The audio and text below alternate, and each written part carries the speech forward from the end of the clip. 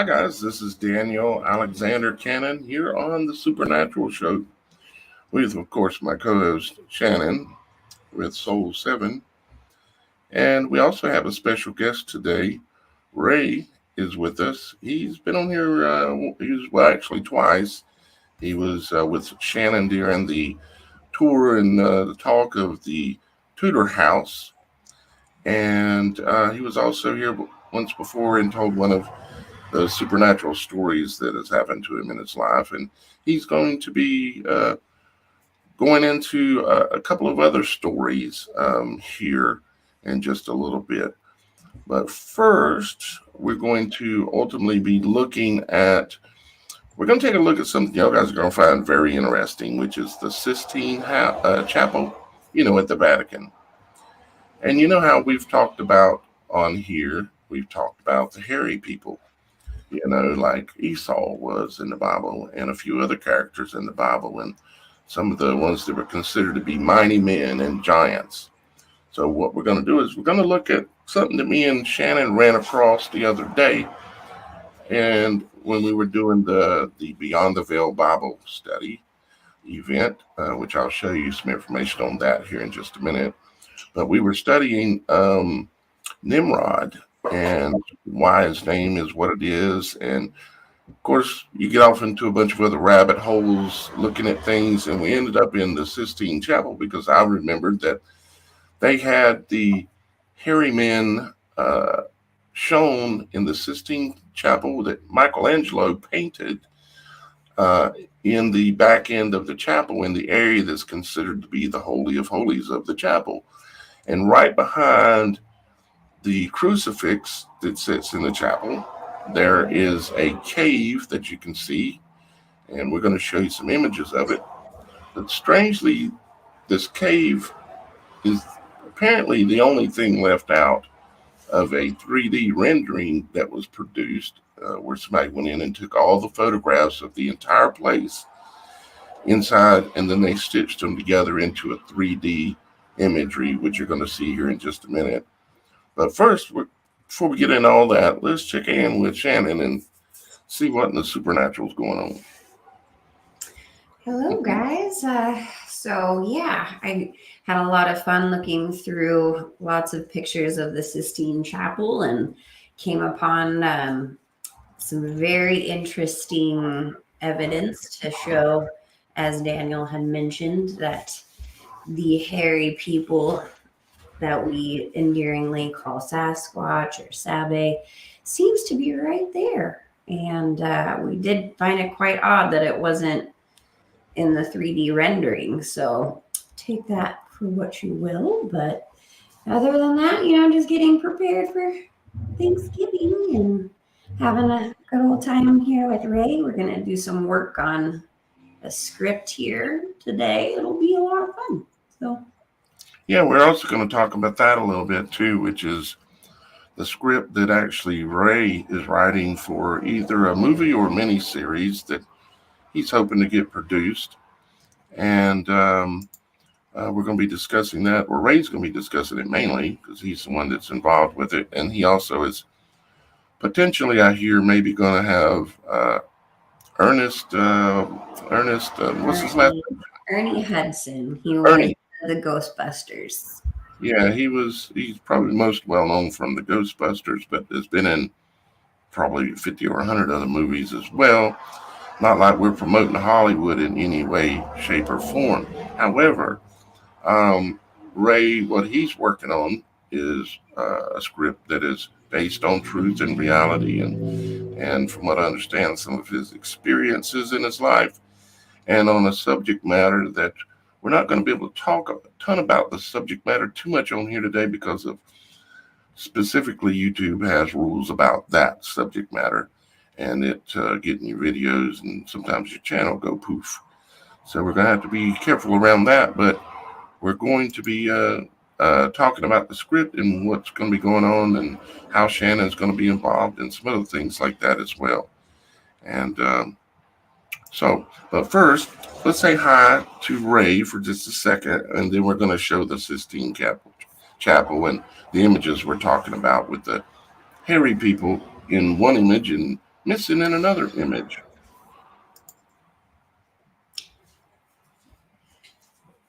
Hello, Ray? Yeah. Oh, I'm sorry. I'm sitting here listening, and I wasn't really paying attention. So, hi to your audience. Apologize for that. Didn't get much sleep last night because my cat. She wanted my attention.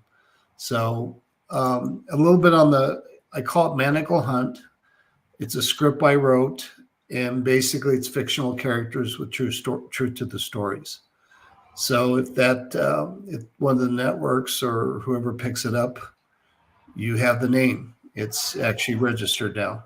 So I've been talking to Ernie Hudson. He also produces, and it will be very interesting topics, and there'll be truth to the stories. I've had on my mom's side, they were in the motion picture business, and on my dad's side, they were in politics. So I've seen a lot of stuff. And some of you know I used to do investigation work, and had a lot of experiences. I do have a relationship with Christ Jesus, and I've actually seen angels. I've seen a lot of different things. When you're out there, working in dangerous territory, and you're working to the good, you see things. Yeah, Shannon, does Ray reminds me of another one of our favorite people, which is Dan. Dan, which I know they want to talk at some point.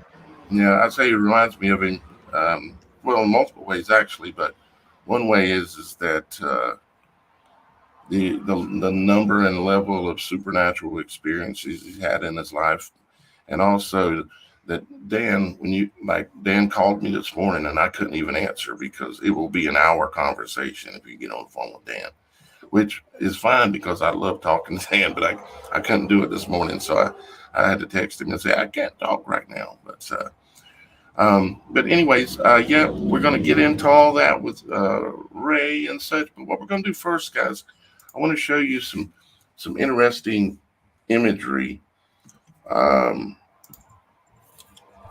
the Sistine Chapel. Now, what you're looking at here, guys, this is the 3D rendering, okay, of the chapel, okay, that I was referring to. Where what they have to do is you have to go in and take a ton of photos of inside. As a matter of fact, it'll probably tell us how many photos. Let's take a look here. Whoops, didn't mean to do that. Let's go down here and look and see if it says anything about it. Well, not really. It just says it was published 7 years ago. Okay, so not really a lot of information there. Well, some over here on the right. Let's see. It says, looks like probably about maybe 14 photos or something like that. But anyways, they take them and they stitch them all together and put them on what you would call a frame, and it allows them to build this virtual environment. So I happen to know that down here at the bottom of the Michelangelo painting here at the back, in which I understand I think he painted most everything in here, but down here at the back, right here, you can see, let's kind of look and see what we see here. We see of course some figurines, we'll just call it, up here above and some up in the clouds, and down here on the ground level you see grass here and a little stream or something running through here. And there's a man in a boat with a few other people in the boat. And there's people falling out of the boat and falling down all over here. Kind of keep this imagery in your mind and remember what you see here. So this boat coming through on this blue water here. And then right behind the cross, right behind the crucifix that supposedly is an image of Christ on the cross, right here. Right behind it, you can see that all you see is grass, right? And over to the left over here, you see these people, they're kind of reclining back. Most of them are like reclining backwards or either hanging upside down. It's like kind of a lot of gruesome stuff going on here. But you can see, let me zoom in just a little bit more. See, this is all just grass and water and a man in a boat right here. And here's the grass and everything, right? Now, Shannon and I were looking at this, and there's a million things to be said about this chapel and a million things to be said about the Vatican. I'm aware of the truth about the Vatican and aware of a lot of the truths, but me and Shannon and I found it very interesting or very strange. You know, if we started doing some searching and looking at different photos, and of course, I had memory of, and let me pull it up here. I had memory of this. Now there is the crucifix. This is the same image. It's just been zoomed in and captured, okay, so that we could see what was there on a regular image. You can see right behind the crucifix, and there's your grass, right? And your man in the boat over here, right? But the thing is that what is in most of the photos out there, you can see hairy people in this cave that's right here. And the cave itself in this image is positioned directly in front of what you would assume to be one of the most focal points of the entire image, which is the crucifix and the image of Christ, right? So one question is why are these images of these beings right behind the crucifix in what I would call the shoal or a cave or something like that? I wonder why they're depicted as being in here, and there's at least two depicted here. You can see one, he's standing up and he's leaning over. His legs are here. He's kind of squatting. He's got his arm on his left thigh and his right arm on his right knee almost right here. And then there's another one you can see right in the background, and he looks like he's looking upward, and he has his teeth showing. He's like, "Rah," And I can't see, of course, what's behind this candlestick here, the face of the other one. But you can see that they're very, very human-like. Okay, there's not a bunch of other images of gorillas and animals and other stuff in this painting, and the placement of it being right behind here, I find fascinating. So I wonder what y'all guys think out there, the viewers, what you think is going on here. Now, personally, I think it's linked to something that's been omitted from the Catholic Bible, which is they were the ones that canonized the books that are in the Bible, which there are 66, interestingly enough, of course. But yet in the Ethiopian Bible, there are 88. In the Ethiopian Bible, it has all the normal books that the 66 has, but then it has those additional books to make it a total of 88. And I think this has to do with, you could relate it to Esau and Jacob, and that Esau, he came out first and he was supposed to have dominion, but yet he was the big hairy one and he lost his dominion to his brother, his birthright to his brother, which was Jacob, which was the smooth-skinned child that came out. And they said when he was born, when Esau was born, they were, I can't remember the exact word they used. I don't have it pulled up here, but they were very kind of like shocked. Like, holy smokes, look at this child. He's covered in hair. And then he grew up to be a mighty hunter, a big man that maybe could even carry a lion under his arm, a full-grown lion like a kitten or a cat. And I think it has to do with something missing in our Bible, to be honest with you.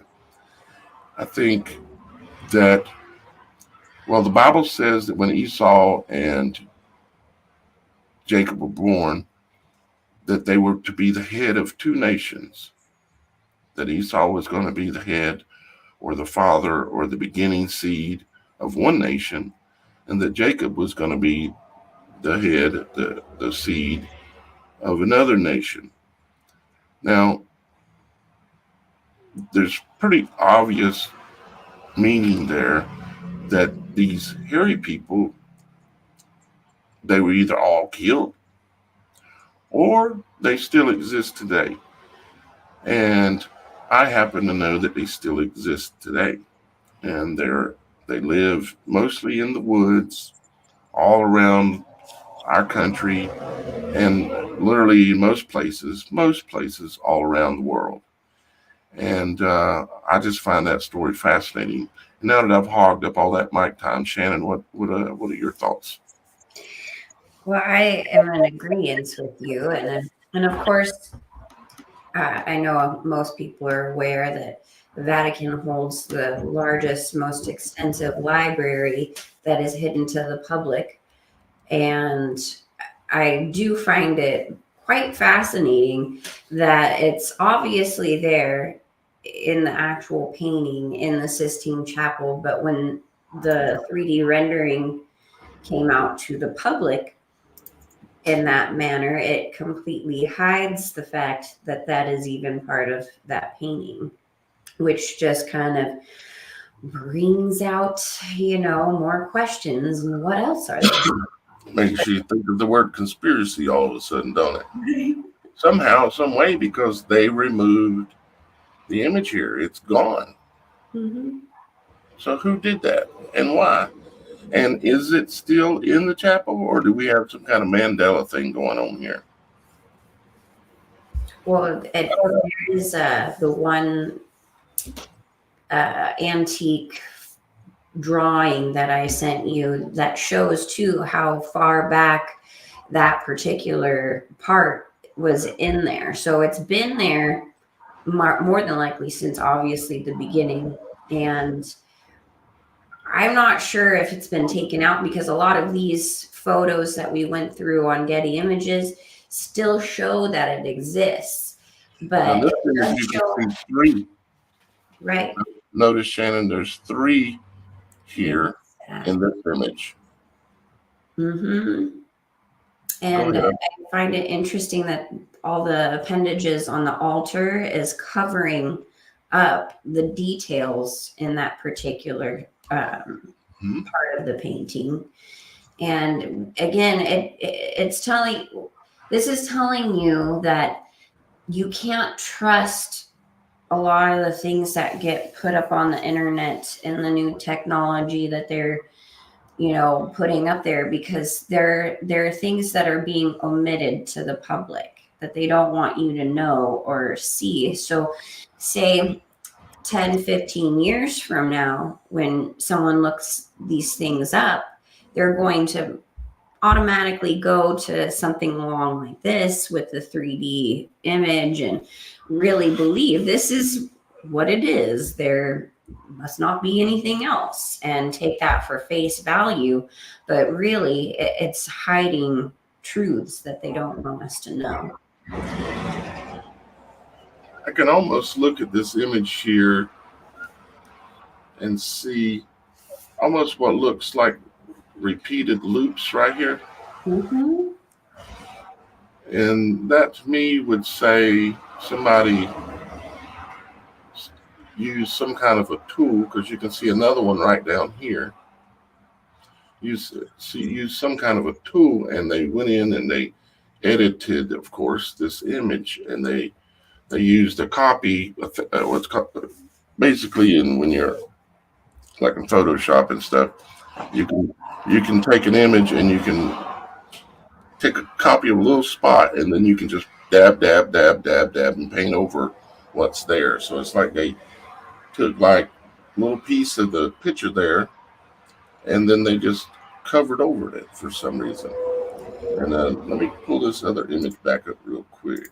And this brings me to things along the lines of what are we really looking at when we're looking at photographs of outer space and things along those lines. We take for face value that NASA and all of these establishments are showing us the truth of what is really out there. But when you notice that, or when you know the truth behind how they do it, they're taking data from these telescopes, right? And they are making computer renditions of that.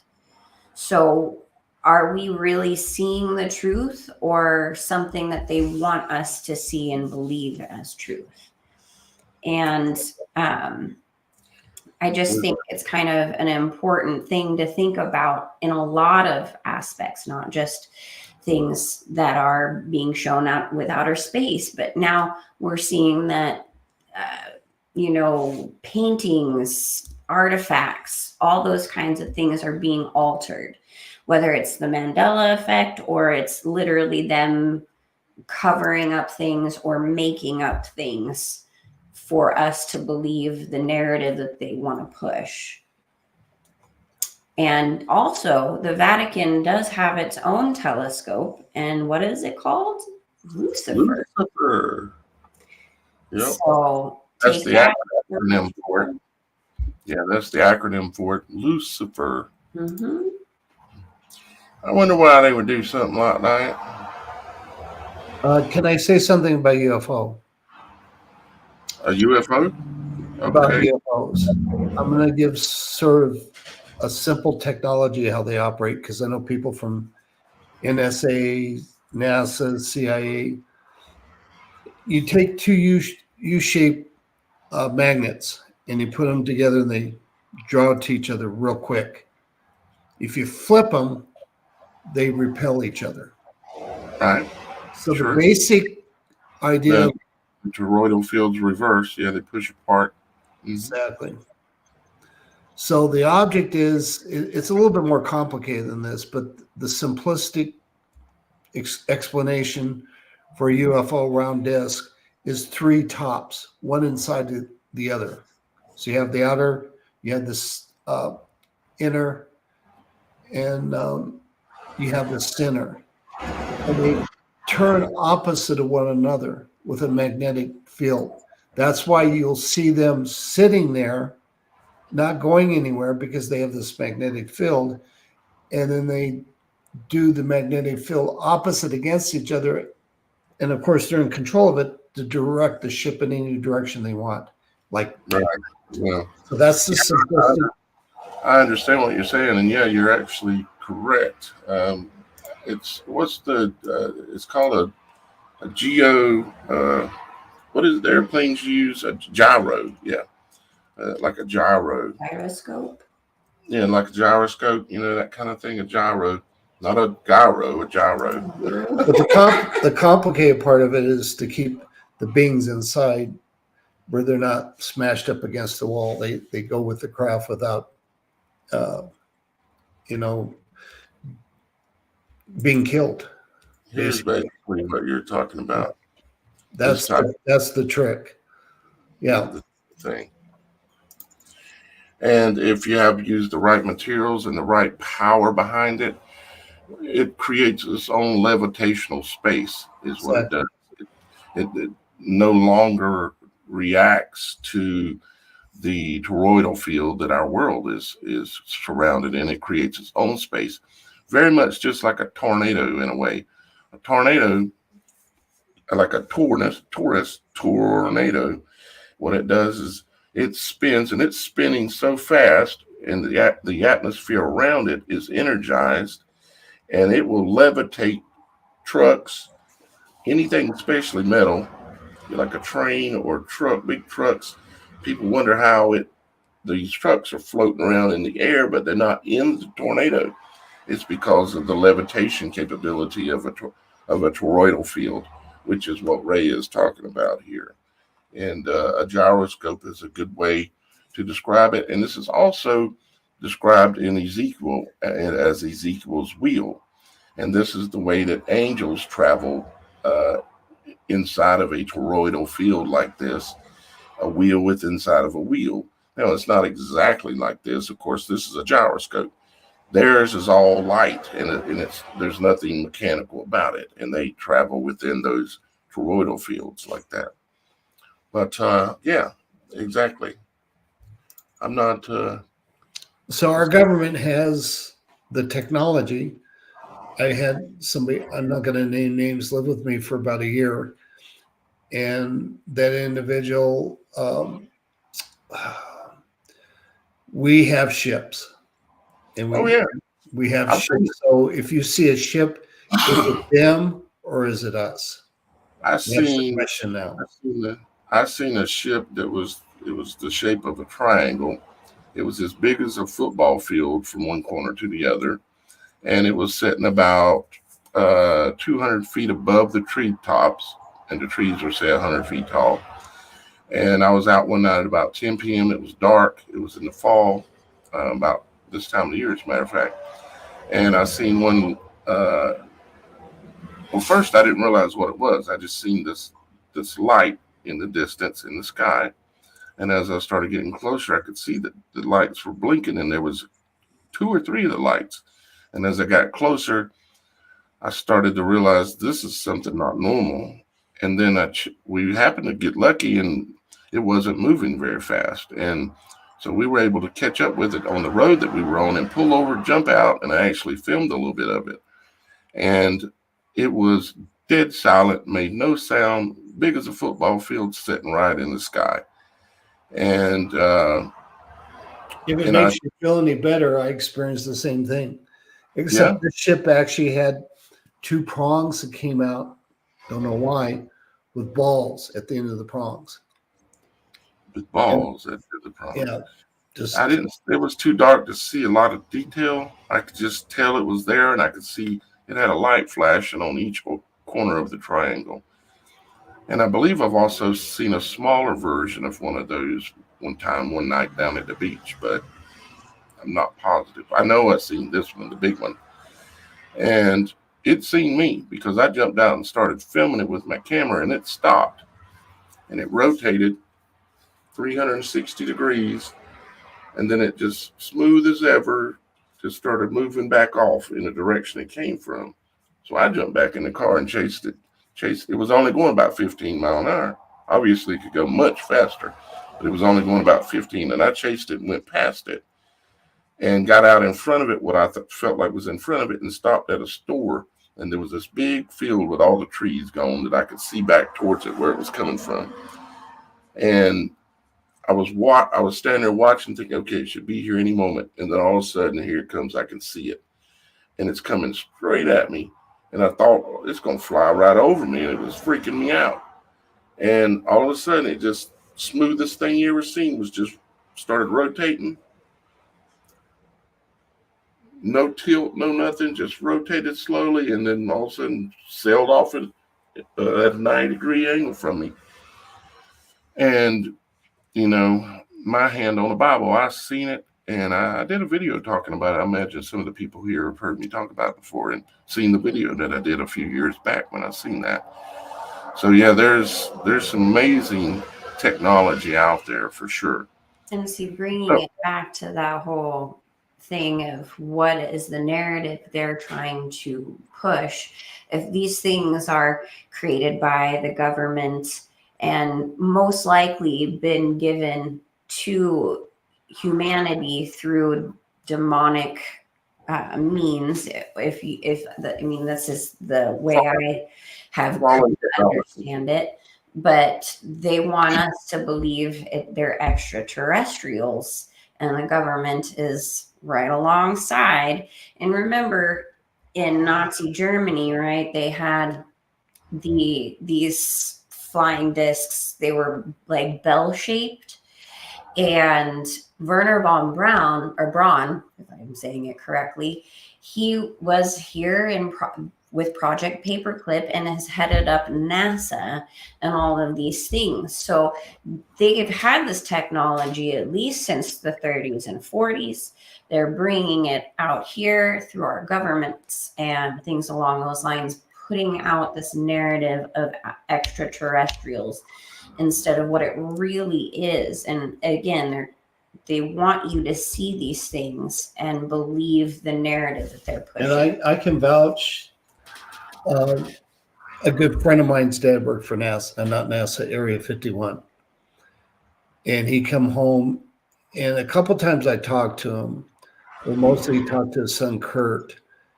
And he was working side by side with an ex-SS officer. And he asked, where'd you learn this technology? And the guy started laughing. He pointed to the sky and he said, from them. So I know about half a dozen people that worked at Area 51 that don't really know each other because the facility is quite large and its department. So who is them, and pointing up and saying who is them? So the question is who is them, and why do they typically signify from above, like the star people or something like that? And for me, it all comes back to, like I've said, and I don't know how much Ray's heard me talk about it, but Shannon's heard it and just sick of it probably. I've seen I've had so many experiences with angels manifesting themselves, and the way they do it for me, Ray, is they'll manifest them. I'll be at the beach or on a mountaintop typically, although right here it happened a few weeks ago above a church next to me. But they'll manifest as just like Ezekiel describes them, they look like a bright light wheel within a wheel, energy folding in on itself. And it's also said that they are bright white and round all about in Scripture. And that's exactly what I've seen. And in the book of Daniel, he sees them by the water's edge, and Moses seen them on the mountaintop, the God speaking through the whirlwind and it being a bright burning thing, which I've seen. And I don't know why, but I've seen them. But we have those angels up there, and they're up there. Okay. Well, who is it they're referring to when they talk about getting their technology from up there? Is it the fallen ones, or is it some other group of angels? What is it? Because personally, I don't believe, this is my personal opinion, I don't believe in some ball of dirt somewhere else and up in the sky somewhere billions of miles away, and there's other creatures living on it, and it's kind of like Earth in a way, but it's different, like they show in the movies, that kind of stuff. I think there's other dimensional realms where things are different and different in who knows what ways. And I think that there are these beings that exist that exist above, like for instance, the what they call what they call stars. If you start thinking about that, you'll figure out what those things actually are: the hosts of heaven, which are a type of angel or host. And then you also have other things like comets, like the Chinese recorded in the day and when Christ was crucified, and what these things actually are. Because see, NASA, they tell us that they're this and a snowball and this and the other thing, but NASA in Hebrew means deceive. It's a lie. They're liars. So I don't listen to liars. I listen to God and try to have Him lead me to the truth of what things are. But Area 51 was brought about originally through a ritual that supposedly brought something over another dimensional plane, according to Aleister Crowley and all those works. Jack Parsons and L. Ron Hubbard did this, what they call Babylon workings. And so it was brought about by ritual, trying to open up a demonic realm So that again, they're pushing this extraterrestrial narrative for covering up purposes, just like the Vatican is covering up the existence of these hairy beings, these hairy men. What narrative are they trying to hide, and why? Why are they pulling the wool over our eyes so we don't understand the truth? Is my question I'm posing. Yeah. Something to think about. Well, they don't want you to know. You can enslave If people. you think you know, or you find out that you know, then they want to give you disinformation. Right. The safest thing to do is with them is don't go public with it. And if you do go public, they want you to look like a nutcase. Now, I live with a guy. I took him in. I mean, he was a friend of mine. I took him in, and again, he worked at Area 51. In the 1980s, they could see the other side. He was part of that project. He could actually see in the other dimension the demonic beings. Once they saw that they could see them, he said, became very interesting because in the monitor, you could see them walk up to you and look you over. But in front of you, you couldn't see it. So they had over 100 cameras. But what he had told me, they wanted to open a doorway to let them through. Now, whether for them to stay or a conversation, but I do have a friend, the father had up a project in Area 51. They opened the door, and about a 15 to 18-foot demon came out of it. They could barely push the creature back and close that door. So we're playing with Pandora's box.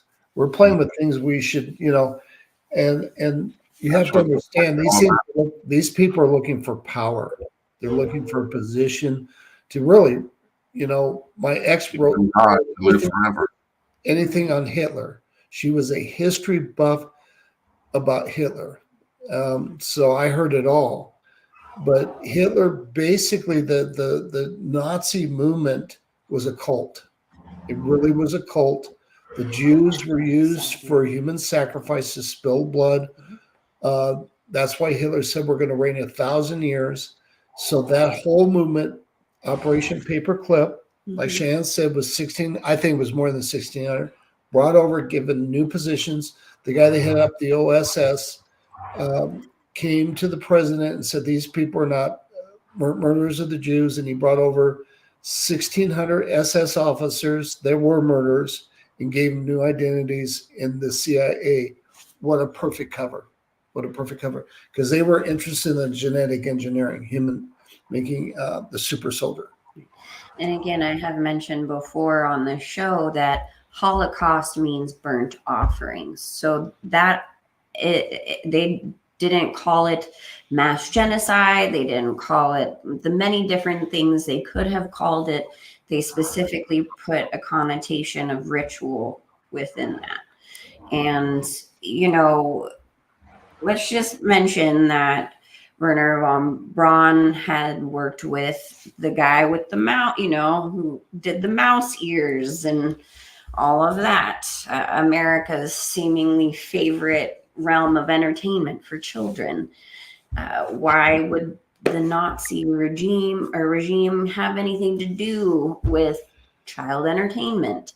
There's a lot that could be said on that level, and they were definitely occultists and trying to bring something about, and now it has spread all throughout the world because the Nazis never died out. They still have an underground hold on things. And I really think that like Hitler, I don't think he died the way they said suicide. I mean, that's their favorite thing to say is somebody killed themselves, or well, he did have a lookalike. Which a lot of our politicians do. Yeah. Yep. Absolutely. I've heard both sides. He's dead, but then I've heard he's alive or was alive. But I did a bunch of research one time, and I can't prove this, but I think I traced him down to actually when he actually came to America and was residing in Maryland, which Maryland would have been appropriate. But yeah, he was in Maryland, and lived to be over 100 years old. But again, I'm not saying that's fact. I'm saying I can't prove it, but I did see some residual things that led me to think that.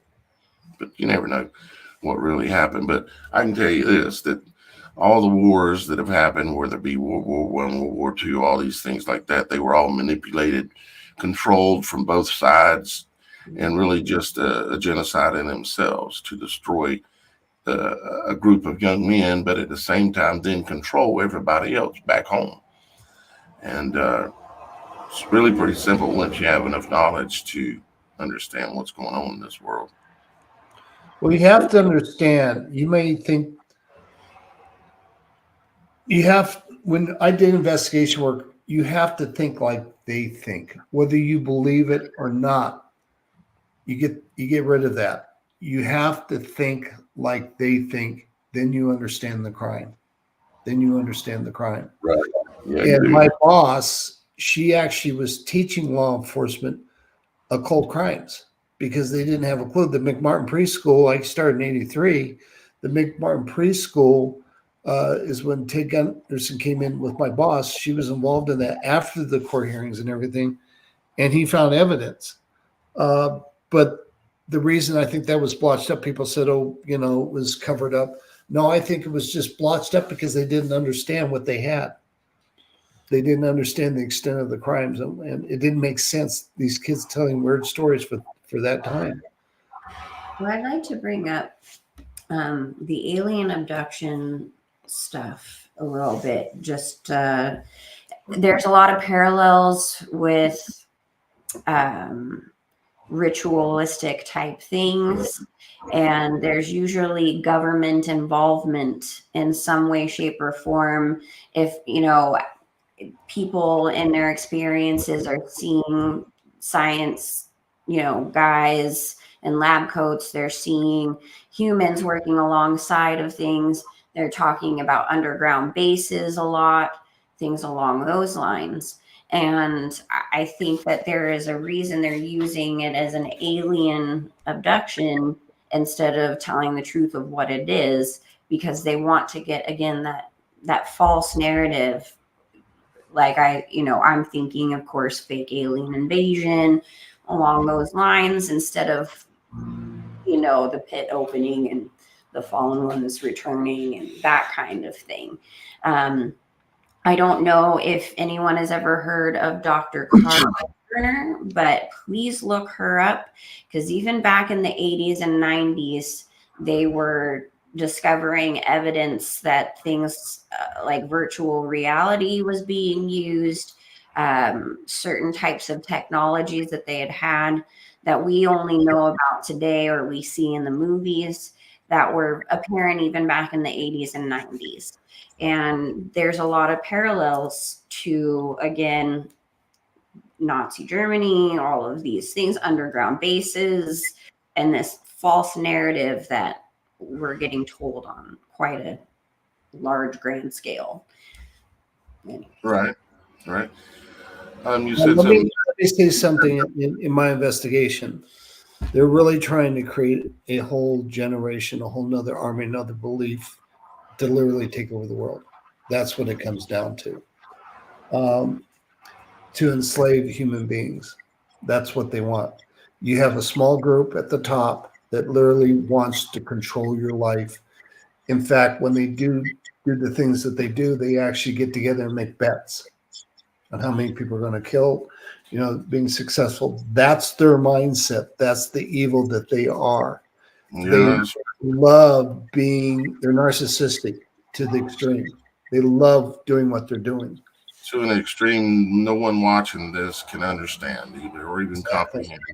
Well, most people want to go about their lives, and they want, they have problems, and they want to live a wonderful life, and they want the home and the car. And these people are not like that. These people are evil to the extreme. And they really believe that they're, in their mindset, they're gods. They really have that mindset that somehow they come from different bloodlines like the Anunnaki and stuff, and they want you dead if you don't, if they can't completely control your life. You know, you're a toy, you're a thing, and they're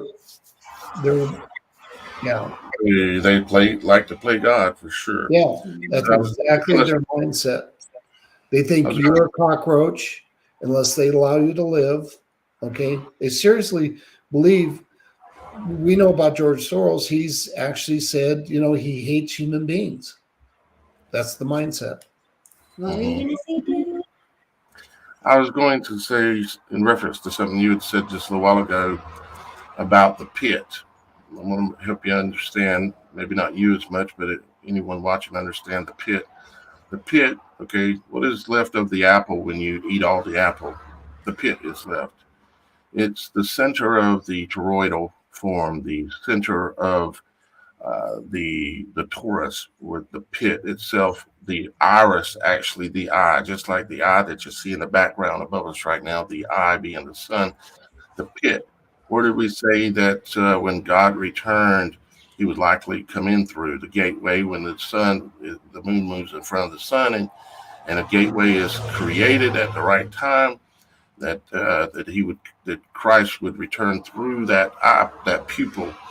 And the thing is we have an opposite as well, in which Apollyon or Satan's son or whoever it is that would come out of the pit and do these things that are talked about in Revelations is similarly the same thing. Because what is Satan? He's a liar and a copier. That's all he does, is he can't create, so he copies God.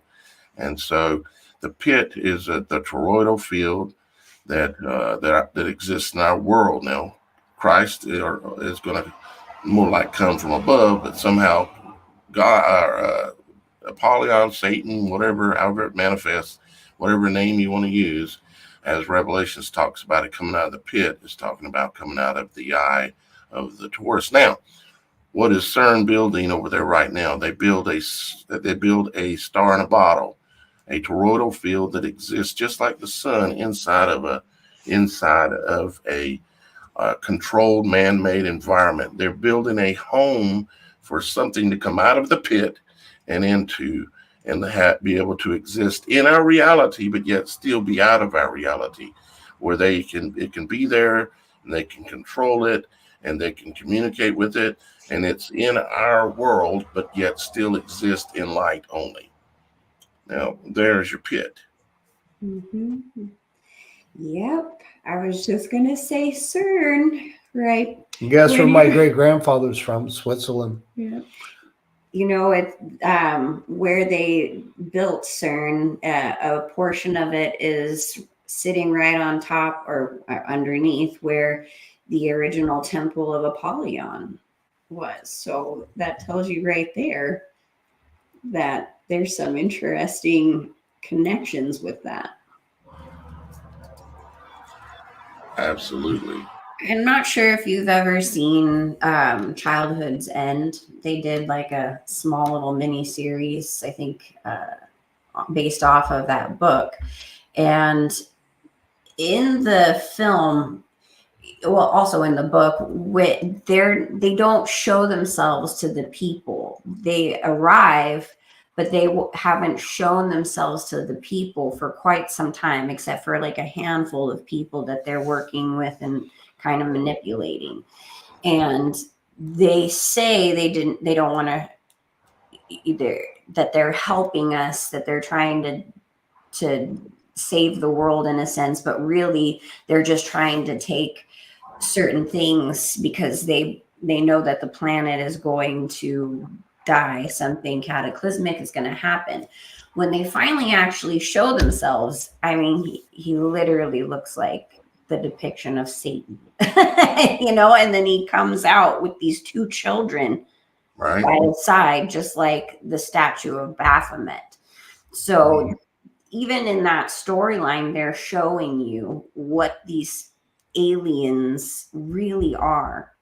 And I truly believe it's all about that pit opening, not them coming from outer space. Look at this way. When they're you going to go cross to the car, the veil.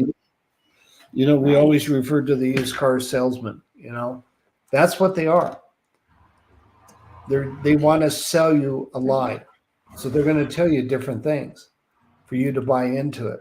I know somebody from the State Department. We had some serious conversations, very old now. I tried to get him on tape. He said, no, he won't do it. There's 176 different species. None of them like us. Some will tolerate us, some will play us, but none of them like us. And now we have people coming out of the Pentagon and some other departments of government saying we should have nothing to do with these aliens because it's demonic. They actually had two scientists for 10 years take 2,000 cases, examine them on UFOs and aliens and people that were abducted by them. And they, at the end of the 10 years, they said, we have one thing to say about the whole thing in our studies. It's demonic, have nothing to do with it. Again, I like to bring up Phil Schneider, who came out with his testimony in the 90s, who died a very interesting, mysterious type of death. But he also believed that they were demonic and evil and encouraged people to learn about that. And he also said they're eating us. Yeah. We're delicacy to them, especially babies. Which brings me back to Dr. Carla Turner, because a lot of the abductee stories mention that they had been forced to take part in dismembering people and putting them on some type of machine for it to be used as food. And that, that's probably really delving into some horrific things that maybe we don't necessarily want to have to talk about right now. But Ted Gunderson, he worked with our agency. He overlapped with our agency. He was in contact with Phil Schneider and believed him. Yeah, believed him. And Ted was he was quite a guy for investigation. He told us things about the Kennedy assassination, Marilyn Monroe, because he was involved in that investigation. The media and there's people that head up government want you to believe one thing, but if you delve into the evidence, it tells you another thing. There again, they know they're in control. They don't care what you think because they know that you're not in a position of authority and there's nothing that you can do. If you're in the media and you're making too much noise, they have ways of dealing with you. Personally, with the Roswell crash, a good friend of mine, his dad, again, I said worked at Area 51. He met with a team of scientists that met with the daughter when she was a little girl from the crash. Her father buried some of the parts. He personally saw the parts of the Roswell crash. That was back in 1978. I had an opportunity to go, but I was too busy being young. And I wish I'd gone, but I said, no, I don't want to deal with that. I just thought it was a bunch of hocus pocus, yeah. Unfortunately, I missed out on that opportunity. But he said the parts were, there was an I-beam, you could twist it. It was super. He said everything was extremely light. All the parts had strange writing on it, almost like Egyptian, but it wasn't Egyptian. He said it was this pale gray. He said there was a sheet like aluminum foil, but you could crinkle it up. It would wrinkle up like in a little ball, but you let go of it, it opened back up and no wrinkles in it. So he was absolutely convinced that this was, from the Roswell crash. And they knew her father, they believed he stole some of the stuff and did something with it. Outside of that, I don't know much more about the story. Right. So I hope that helps your audience, to give a little extra to whether they believe or don't believe? Well, ultimately, I just want to point out, at least from my belief and my perspective, is that we're talking about, they like to call them aliens. We're talking about demonic spirits that are extra dimensional, just like angels are extra dimensional. And some of these spirits, however, are trapped and cast into the earth, which means cast into the world, meaning they're trapped in the shoal below. They're trapped below and they can't come up out of the pit again until they're assisted, or until the appointed time when they've been appointed for judgment. But they're trying to assist them to come through. I think it was, what was that guy's name? Not like I'm a fan of his, but Rhodey, something other Rose. Jordy Rose, or Jordy yeah, Rose, Jordy yeah, Rose. talking about CERN and such, and saying that they're working on open the pit, and something might come through, or they might send something through. And they, of course, he's being occultic in his words, but at the same time, he's telling you what they're doing, and they're talking about the pit, opening up the pit, or piercing the veil, renting the veil, and allowing things that are not supposed to be allowed here to come here. And I think there's some of these things already going on. And they talk about controlling the weather, and you'll control the world.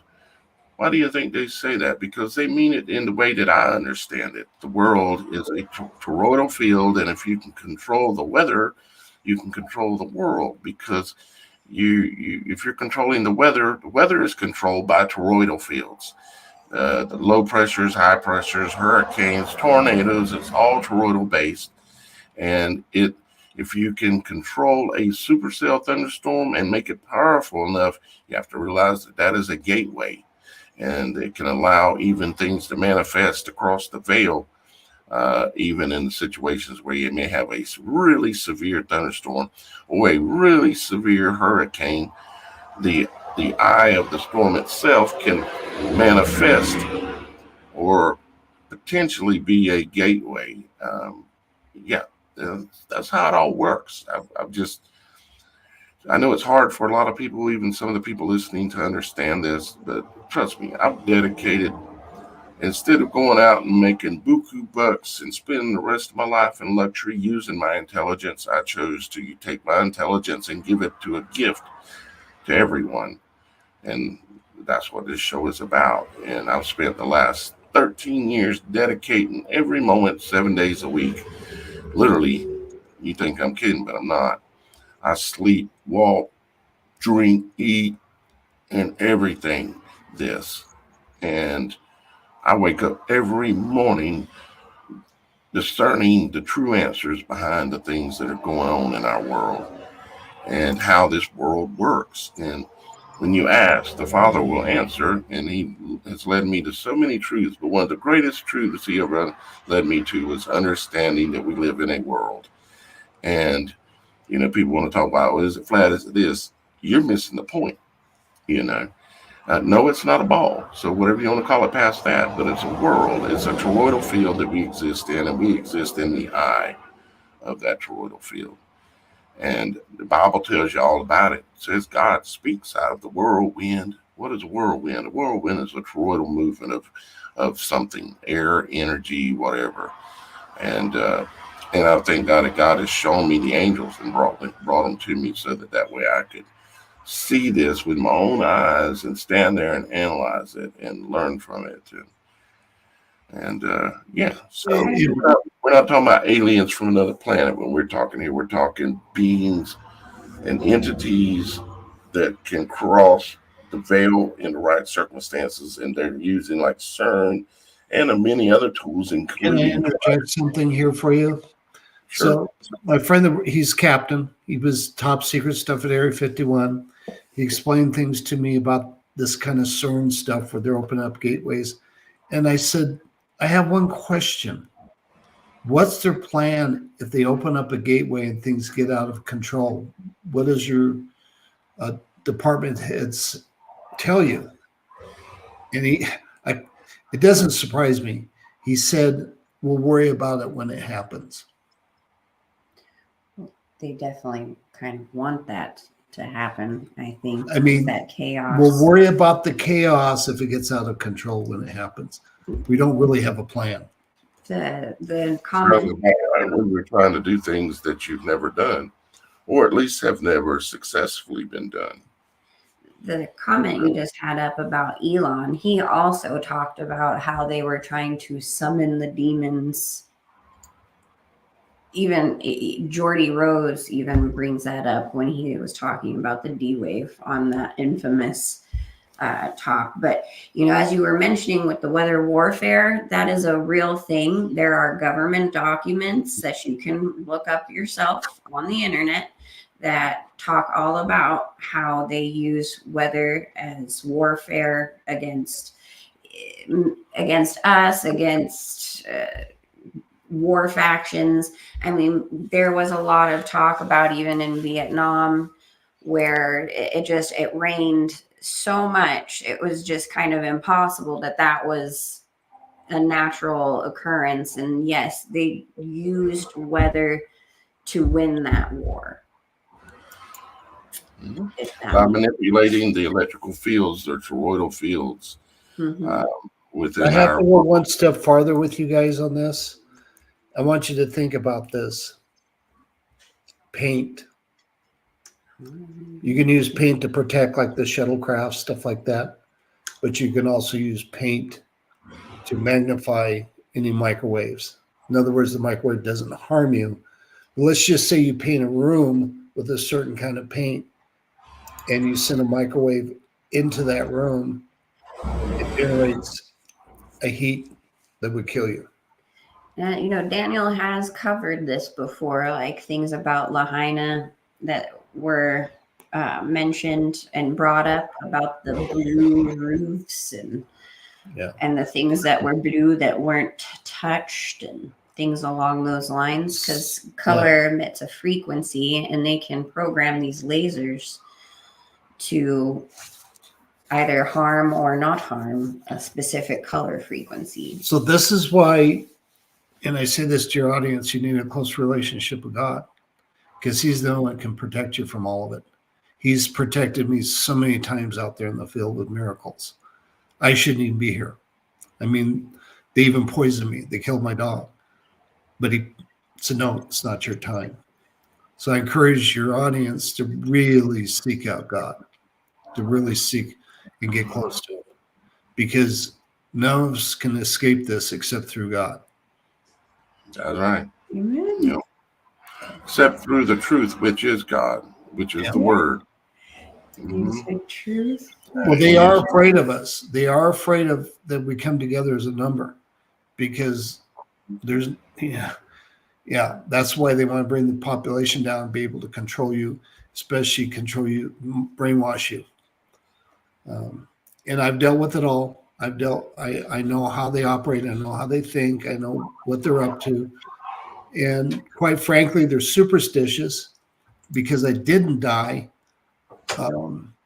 They're afraid of me. They're serious. I've run into them a handful of times because they let me know that they're around, but I can see in their eyes they're afraid of me because I didn't die. When they tried to come in, I didn't die.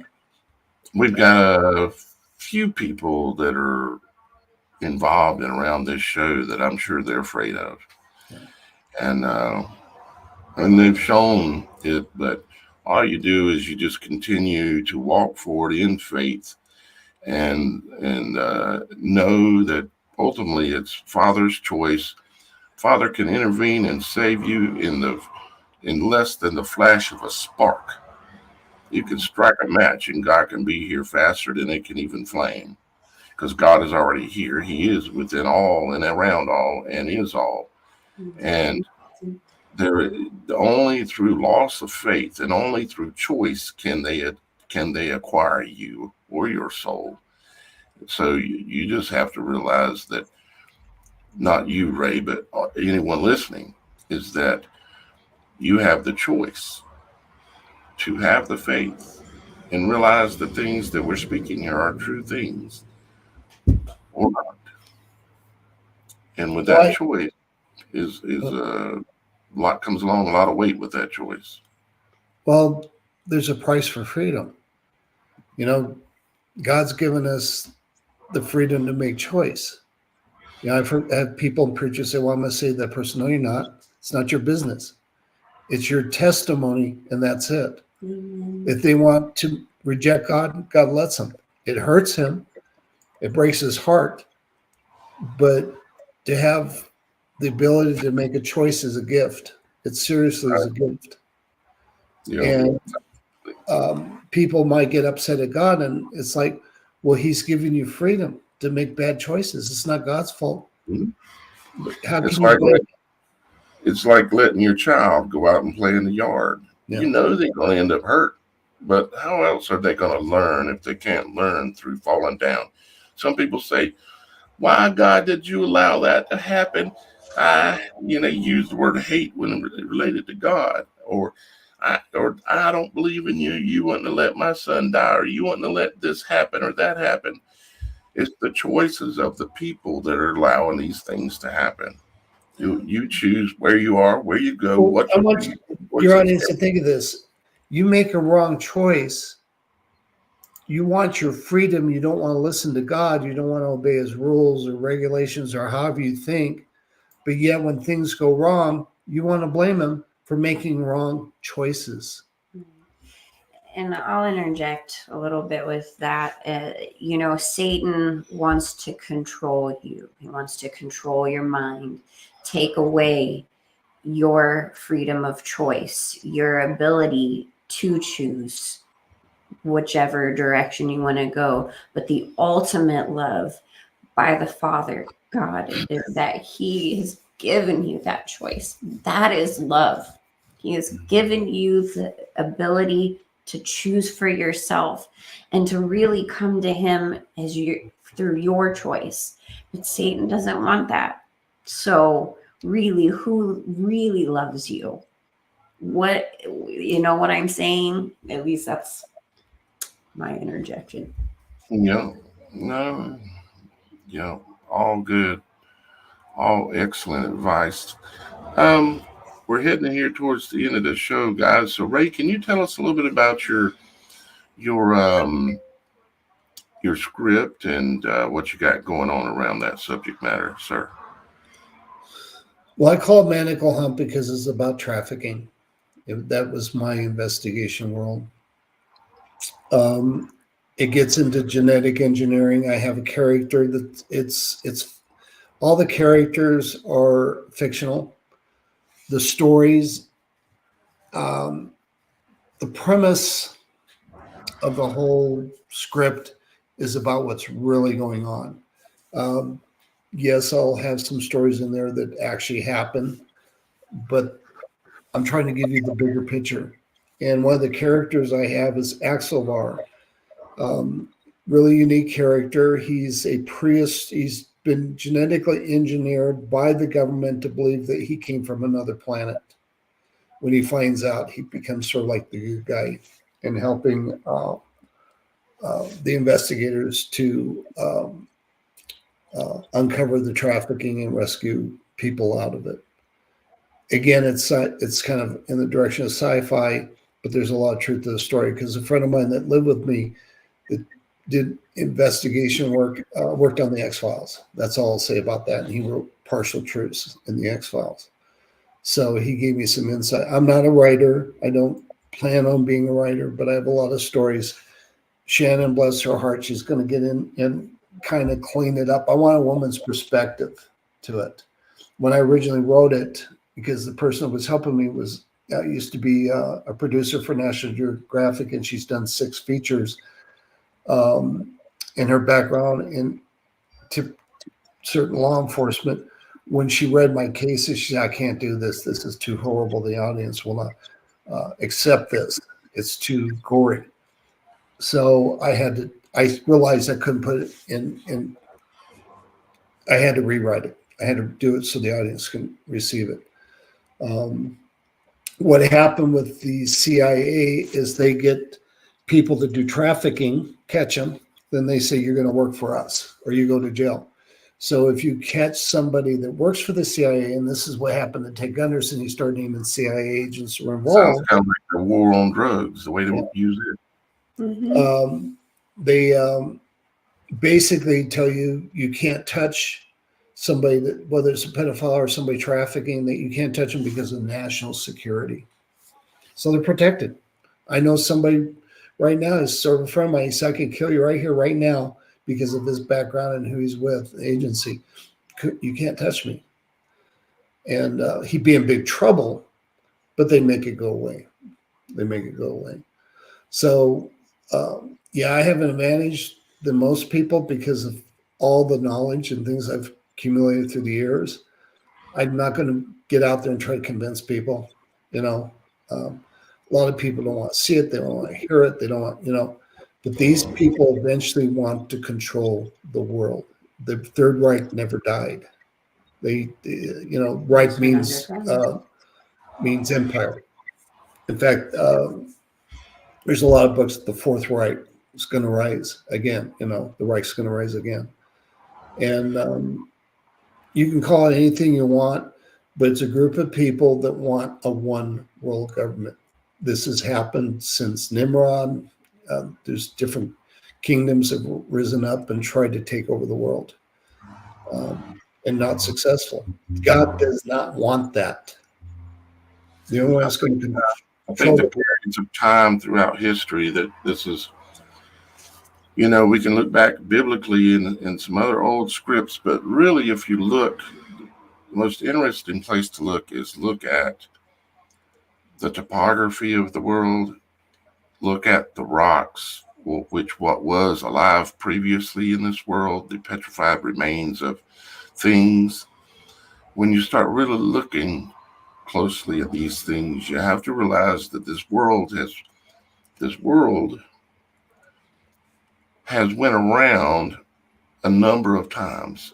The beginning has happened and the end has happened, and the beginning has happened and the end has happened.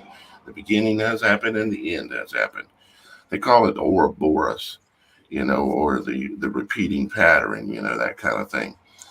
And it's obvious that they tried this so many times. And is this the greatest time they've ever tried it? We don't even really know.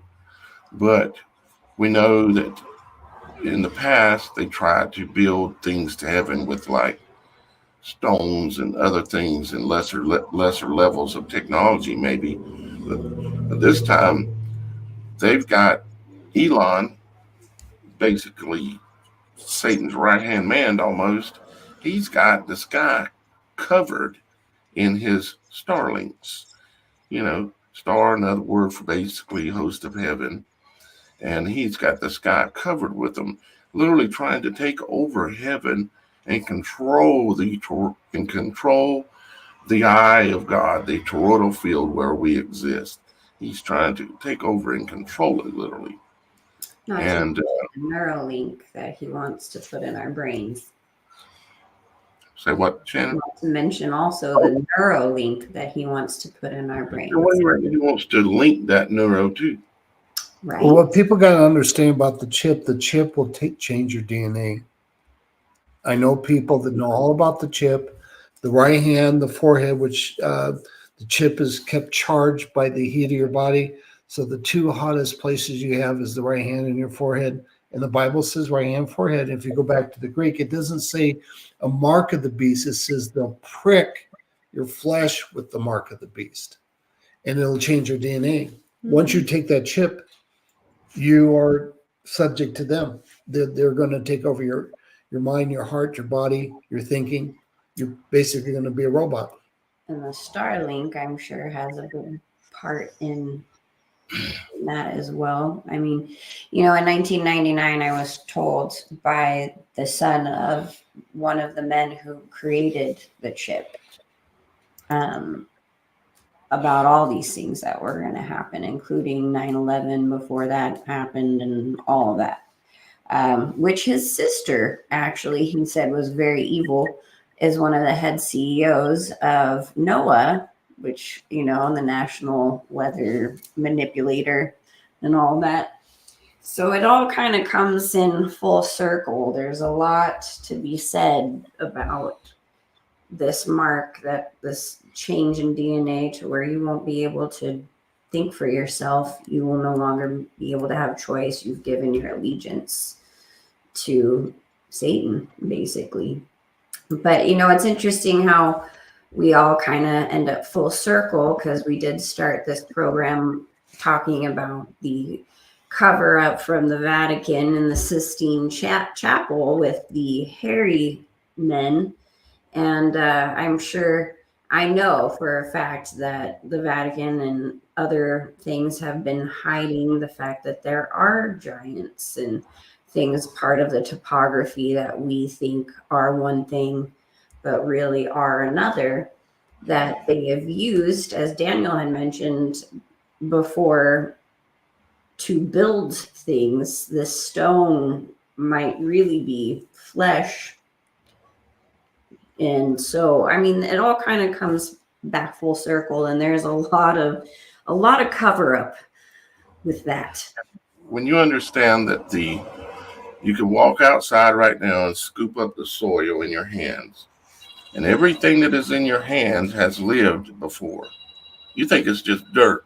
You think it's just little pebbles and rocks, but it's all walked or crawled or lived in a tree. It's all the same. And when you dig down and you can't dig any further because you find a rock, that rock has lived.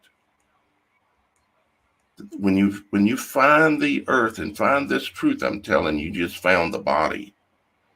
Like the body, like I would have it too difficult for me to explain right now, but everything has lived before, these rocks. So they will go down and they'll mine. They'll find out where there's a body of a fallen one at. They'll mine that out and build their temple out of it, because that's their God they're worshiping. Why would you not want to build it out of the flesh, the petrified stone flesh of your God, or of one of his offspring that walked the earth before? Now, I can't prove this, but I believe I'm right. Have you heard of the new discovery they found? The woman's egg sends a signal out and picks the sperm. They used to think it was the strongest sperm that get to the egg. It actually sends a signal out to the sperm to penetrate the egg. And they believe now that's an intelligent design that's sending that signal that's making you and who you are. Well, and even still in the Bible, it talks about too how God made us from the clay of the earth. There's we are. It all Everything else is too. It's full circle. And Einstein in the beginning was atheist, but in the end he said there's a maker. We're the ones screwing it up. It's perfectly made, but we're the ones messing it all up. So Right.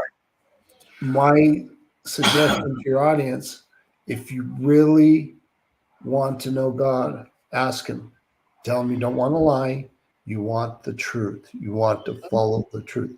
Not my truth, not your truth, not Shannon's truth, not somebody out there in the street's truth, but the God that made you's truth. And if you look at the creation, I'm watching people now getting little pet spiders and loving them. And the spider projects, you can see the spider in the way it's reacting. It wants the love. What is God? God is love. God is love. Yep. Absolutely. And there's not a person out there that God won't forgive. Seriously. I don't care if you're in the occult. I don't care. I know a lot of people that have done things to children. They were victims before they became the perpetrator. God will forgive you. It's got to come out of your mouth asking him to forgive you. It's that simple. He's not sitting there saying, oh, I'm going to strike you down because you're evil. People don't understand how God looks at us. We are not perfect. If you think one wrong thing, you come under the condemnation of sin. You're judged under death. God world is perfect. You don't think that way ever. So that's why he has forgiveness. That's why I want the audience to think this way. Yeah. God says, I've set down judgment on your wrongdoing. I want you to pay attention to this, audience. I'm not going to send an angel. I'm not going to send an animal. Although he did sacrifice animals, which just covering. He said, I'm going to send the very best. I'm going to show you how much I love you. I'm not going to just say I would die for you. I'm going to send myself to die for you. For you. That's how much I love you. Because I believe God allowed it to go this direction because angels were made perfect and Lucifer came against God. So we're made in God's image. Angels aren't. They're angelic. They're servants. But we're made in his image. We're the closest thing to his image. We're heirs of the Most High, or supposed to be. Who was it in the Bible who God, was it Abraham or who was it that he told him to take his son out and he was going to tell him? Okay. So he said, he told Abraham he was going to have to sacrifice his son. Right? Yep. So he had to prove that he was willing to sacrifice his own self, his son, his firstborn, in order to show his faith and his righteousness and his love of his father. And of course, he was able to prove that to God. And so it's very similar to how God sent himself, a copy of himself in the image of, a human being here, the same in that same manner. And so maybe that'll help some people relate and click, maybe see what's being said here. How, because many people have said these things many times, but everybody's just, they want to, in their mind, they want to glaze over it like, oh yeah, I've heard that before, but you got to really realize what went down, and it really went down. Well, people can research Ron Wyatt. Ron Wyatt, I think he died in 1999. He found the Ark of the Covenant. The government now has just come out and said we have the Ark of the Covenant, the real Ark. There was another one made, a fake one. It was because Solomon fell and the priests were afraid of God, so they made a fake one, which Ethiopia has that. So, and the DNA that they found it's only, there's 48 chromosomes. We have 46, but they only found 23 from the mother's side, from Mary, and one Y chromosome from an unearthly source, which proves the deity of Christ. And then they scraped the blood off the ceiling because it says in the Old Testament his blood would drip on the mercy seat. Okay, well, they found the 3 peg holes. The center one had a crack from the earthquake. His blood dripped down 20 feet, 16 to 20 feet on top of the Ark of the Covenant. And they scraped it, and it's living. It's living. 2,000-year-old blood living. It's living. And Shannon and I have been doing shows recently showing how that our head, in our foreheads and our head, and the place, the location that you're talking about is in Golgotha, which is the skull, and the place of the crucifixion was right here in the middle of the skull between the 2 thieves, which are the eyes. And it's not by chance that place is called Golgotha, and that there's a crack right here within all of our skulls that's been sealed, and it's no longer there. You can see it, but it was sealed. And that the image of the ethoid bone and the sphenoid bone that is in our foreheads are in the exact image of the Ark of the Covenant, as well as the crucifixion location, and you even have the cross right here, which is called the Christi Galli, right in your forehead. Those are on previous shows right here on this channel, and so I greatly appreciate you bringing that up, Ray. And it's about time for us to close ourselves out here today, guys. We're right at about an hour and a half, and we try to keep it at an hour and a half or less. So I surely greatly appreciate Ray being here today and sharing some of his knowledge I can tell he's a man of great knowledge and great experience in this world. And I'm very proud to have him here. And be a thank you part. for having me. Yeah, you're very welcome, Ray. And of course, I can't thank my co-host enough. She's right there all the time and supporting this work and supporting this channel and assisting me. And so I'm very proud of her as well. And especially too, also all of y'all guys in the comments and the people that are viewing this, you think that you're just a viewer, but you're not. You're not just a viewer. You're not just a number. I love you. Father knows you're watching. He knows you're learning. He knows you're seeking the truth, and he's going to show it to you. Just keep asking, just like I do. Ask him. Ask him morning, noon, and night. Say, Father, please show me the real truth, the whole truth, everything. I want to know it. And he will unfold it for you, but you're going to then have to pay attention, because he doesn't always just say, hey, here it is. He's very subtle. He's a gentle voice. He's a quiet voice in your head, the one that you think that ain't your thoughts, but they're there sometimes. A lot of times that's that quiet voice. Listen to it. Pay attention to the things around you. When that butterfly shows up on the porch, when you were just inside researching the Ethelweight bone. And I have to say one more too, Daniel, when you say voice. I've been out there in the field where I've had God a few times, a very loud voice tell me no. Then it shook my person and I went the other direction. He was saving my life.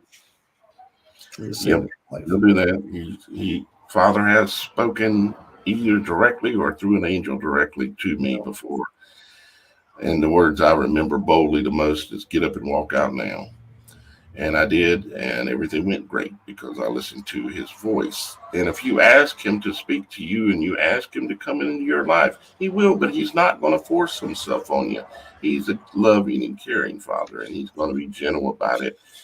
But he does want you to ask him to come in, but he also wants you to tell all the other gods in your life to get out. Amen. Any idols or any other things that you have in your household, you need to clean your house out, get it clean, and ask the real Father to come in, because he'll not only come into your house, he'll come in for you. Just real quick story. No, I got to say this. I met a guy that was mafia, and he said God spoke to him in an audio voice in his front yard. He said his entire house and front yard shook, while the rest of the neighborhood did not shake. Now he follows God. That'll wake you up. He's quite capable. That will wake up and do. Well, you guys are all part of the body of Christ, and we thank you for, joining in on the People's show. And I'd also like to remind you to come back and find out what in the supernatural is going on. Indeed. And why not share this with some other people, some friends or something, and invite them, say, hey, watch a couple of these supernatural show things. They're not what you're expecting when you see the name, the supernatural show. You think it's something like you've seen on TV or something like that. It's not. We tell the truth here. So with that being said, guys, I love you. We love you. Our Father in heaven, most importantly, loves you. Just wants to hear from you. If you ain't talked to your Father in a long time, how do you think your old Father feels? He'd like to hear from you. I love you also. And we'll see you next time here on the Supernatural Show. Bye-bye.